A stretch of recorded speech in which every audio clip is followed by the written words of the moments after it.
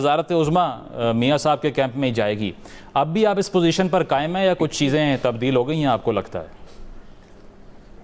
دیکھیے اگر پارٹیز کی بات کریں کیونکہ آزاد امیدواروں کو سائٹ پہ رکھتے ہیں آپ تو پارٹیز میں ظاہر ہے پاکستان مسلم لیگ نون کا گروپ جو ہے وہ سٹرانگ ہے کیونکہ اس وقت ان کے 73 ایم این ایز ہیں ان کے پاکستان مسلم لیگ نون کے. اب اس میں ایم کے ایم کیونکہ ان کے اتحاد میں ہے 17 وہ شامل کر لیں, اس کے ساتھ پھر مسلم لیگ کاف ان کے اتحاد میں ہے 3 وہ شامل کر لیں, یہ یو آئی کے 3 ہیں ان کو بھی ان کے ساتھ شامل کر لیں, آئی پی پی جو ہے اس کے 2 ہیں وہ بھی آپ ان کو شامل کر لیں, تو یہ گروپ جو ہے بڑا گروپ بن جاتا ہے اور یہ 100 کو ٹچ کر جاتا ہے. اور اس کے مقابلے میں پاکستان پیپلز پارٹی ابھی تک اس کے ساتھ کوئی اتحاد نہیں ہوا کسی کا, تو یہ 54 ہے. تو ایک سائڈ پہ آپ سمجھیں کہ 100 پلس ہو گئے, دوسری سائڈ پہ 54 ہو گئے, تو آدھے آدھے کا فرق ہے. تو اگر یہ اتحاد بنے گا تو پھر ڈیفینیٹلی گورنمنٹ میں پرائم منسٹر تو پھر پاکستان مسلم لیگ نون کے گروپ کا ہی ہوگا, کیونکہ میں گروپ کی بات کر رہا ہوں, صرف ایک پارٹی کی بات نہیں کر رہا.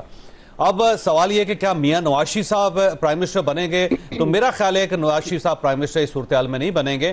میاں شہباز شریف صاحب جو ہیں وہ اس وقت سوٹ کرتے ہیں پاکستان مسلم لیگ نون کو بھی, اور پاکستان پیپلز پارٹی ان کے ساتھ زیادہ کمفرٹیبل ہے کیونکہ میاں نواز شریف صاحب کے ساتھ آصف علی زرداری صاحب بھی کمفرٹیبل نہیں ہے, بلاول بھٹو صاحب بھی کمفرٹیبل نہیں ہے. اور اگر یہ گورنمنٹ بن جاتی ہے تو یہ ایک پی ڈی ایم 2 گورنمنٹ ہوگی اور اسے ڈیفینیٹلی اسٹیبلشمنٹ کی حمایت بھی حاصل ہوگی. یہ یاد رکھیں جو پاکستان کے ڈائنامکس ہے اس میں اسٹیبلشمنٹ اکیلی کچھ نہیں ہے اور گورنمنٹ بھی اکیلی کچھ نہیں ہے. اگر آپ ایک ایسی گورنمنٹ بنا دیتے ہیں جس کو اسٹیبلشمنٹ کی سپورٹ نہیں ہے تو پھر وہ گورنمنٹ کے ساتھ باہر کی دنیا کوئی ڈائلاگ نہیں کر سکے گی, نہ ہی کوئی ڈیل ہو سکے گی. اور اگر صرف اسٹیبلشمنٹ جاتی ہے ڈیل کے لیے تو آئی ایم ایف اس کے ساتھ ڈیل نہیں کرے گی, اس کو ایک گورنمنٹ چاہیے. تو ایک ایسی صورتحال جس میں گورنمنٹ اور اسٹیبلشمنٹ دونوں کٹھے ہوں گے پھر ہی جا کے ملک چلایا جا سکے گا. اور میاں شہباز شریف میرا خیال اسٹیبلشمنٹ کو سوٹ کرتے ہیں اور تمام اتحادیوں کو بھی سوٹ کرتے ہیں. آپ نے قطع کلامی کی معذرت, جس طرح بالکل جو آپ نے کہا کہ پی ڈی ایم 2 ہوگی, کیا تمام وہی مورچے ہوں گے اور ان مورچوں پہ وہی سپاہی ہوں گے جو پی ڈی ایم 1 میں تھے, یا وزارتوں کی بارگین مختلف ہوگی پیپلز پارٹی اور نون لیگ دونوں کی اس بار؟ نہیں, میرا خیال ہے وہ پی ڈی ایم 2 اسی ٹائپ کی ہوگی, ایک قومی گورنمنٹ ٹائپ ہوگی جس پہ سارے لوگ شامل ہوں اور کوئی پولیٹیکل پارٹی باہر نہ ہو, تاکہ یہ جو لوگ جو آزاد امیدوار یا پاکستان تحریک انصاف سے مختلف ہیں ان کے درمیان کوئی دراڑ نہیں ہونی چاہیے. ٹھیک ہے, اور وہ اگر واقعی کسی ایک فارمولے پہ متفق ہو جاتے ہیں پھر تو گورنمنٹ چل جائے گی, لیکن اگر ان کے اندر بھی دراڑ ہوگی تو پھر یہ گورنمنٹ نہیں چل سکے گی. اور یاد رکھیں یہ جو الیکشنز ہیں اس کے اندر کسی نے ون کیا یا نہیں کیا, لیکن ایک پارٹی ایسی ہے جس نے لوز کیا ہے اور اس پارٹی کا نام پاکستان مسلم لیگ نون ہے.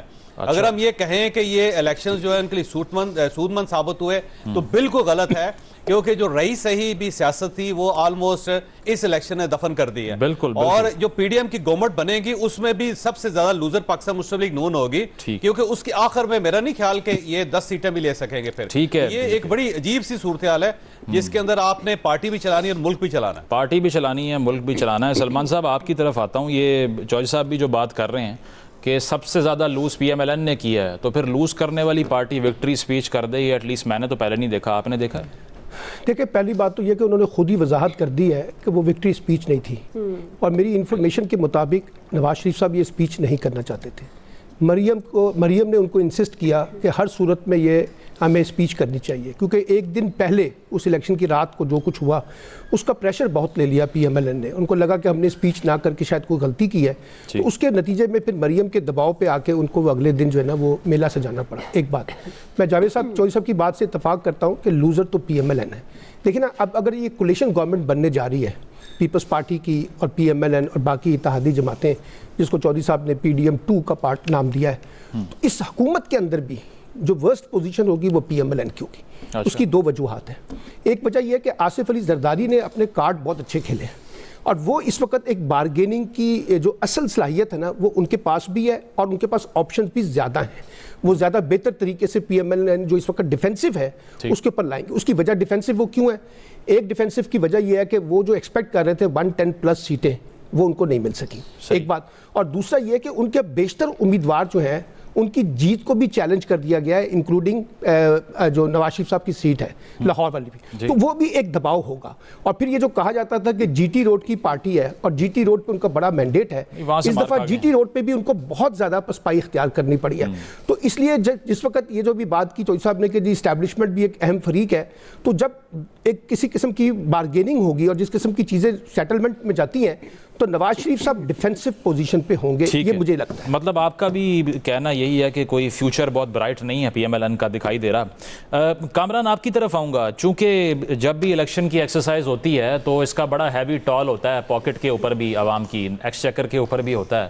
بہت سے لوگ یہ بھی کہہ رہے ہیں کلیئر میجورٹی نہیں ہے، الیکشن میں دوبارہ چلے جائیں. یہ اتنا آسان ہے اکنامکلی؟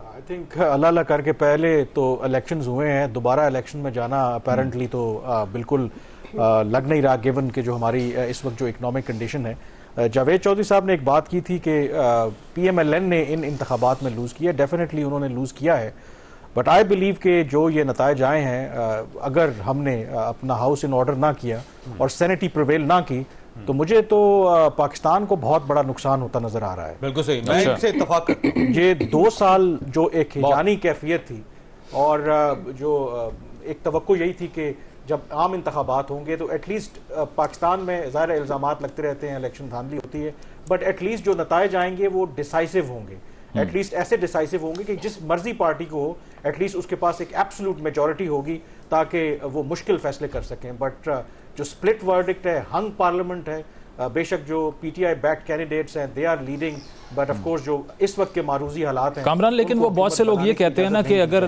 10 سال کی سٹیبلٹی چاہیے، تمام سٹیک ہولڈرز کی اوپینین ساتھ ہونی چاہیے، وہ یہ خوشائند چیز ہے، نیگیٹو نہیں ہے. آپ لیکن جو بات کر رہے ہیں اس کا مطلب تو یہی ہے کہ کولیشن گورنمنٹس میں وہ رٹ، وہ اتھارٹی نہیں ہوتی کہ وہ فیصلہ سازی کر سکیں، رائٹ؟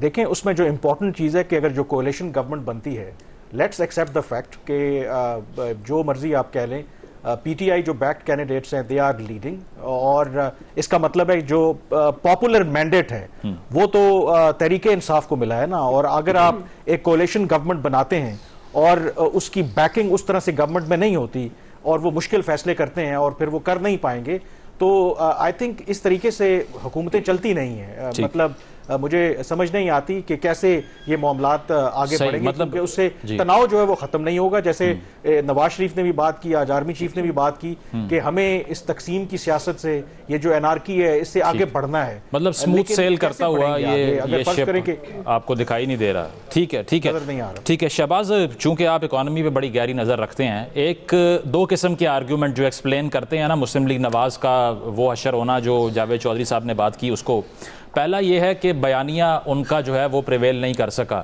ایک اور آرگیومنٹ جو میں آپ کی طرف لانا چاہتا ہوں وہ یہ ہے کہ 16 ماہ کی اکنامک پرفارمنس اصل میں اتنی میل پرفارمنس تھی کہ اس کی وجہ سے جو اس سے پہلے موٹر ویز کے جال کا آئیڈیا یا یہ کہنا کہ لوڈ شیڈنگ ختم کر دی، وہ نیشنل میموری سے ہی ریز ہو گئی. آپ کو لگتا ہے واز اٹ دیٹ بیڈ کہ 16 ماہ ڈومینیٹ کر گئے پچھلے 2 دہائیوں کے اندر جو نون لیگ نے کیا اس کو؟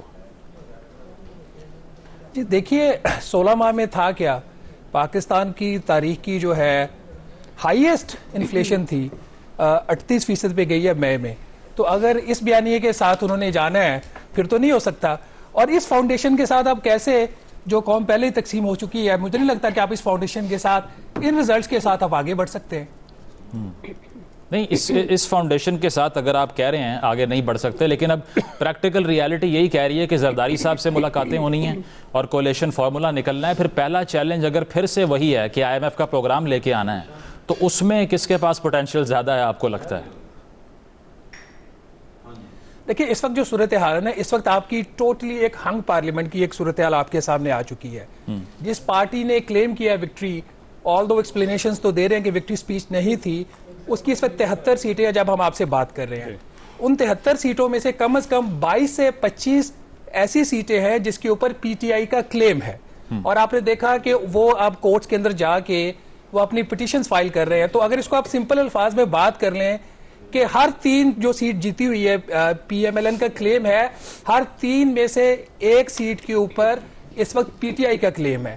تو اگر اس کے مقابلے میں آپ پاکستان پیپلز پارٹی کو دیکھ لیں جس کی 54 سیٹیں ہیں، اس میں 1-2 سیٹوں کو چھوڑ کے ملتان والی سائڈ پہ باقی ان کی جو پرفارمنس ہے وہ جینوئنلی لگتا ہے کہ پاکستان پیپلز پارٹی کی اپنی پرفارمنس ہے. تو ہم کیسی گورنمنٹ کی بات کر رہے ہیں، کون سے وزیر اعظم کی بات کر رہے ہیں، کون اس کولیشن گورنمنٹ کو لیڈ کرے گا؟ کیا ایسی گورنمنٹ جو کہ انتہائی ویک ہے، جو آج اس پوزیشن